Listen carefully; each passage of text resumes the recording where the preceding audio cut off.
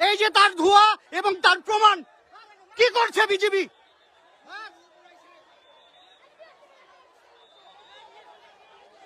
কার্যত এই জায়গাটা একটা যুদ্ধরত অবস্থার জায়গায় পড়েছে।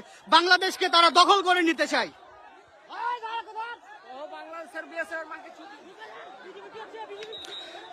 সীমান্তের যে নাগরিকরা রয়েছে তারা আসলে এখানে একটা আতঙ্কের মধ্যে রয়েছে।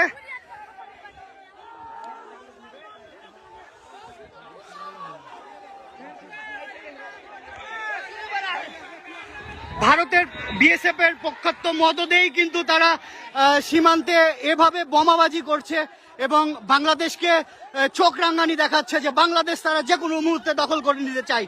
কিন্তু বাংলাদেশের প্রতিটা মানুষ তাদের পাশে আছে, বিজিবির পাশে আছে এবং বাংলাদেশকে ভারতের কখনোই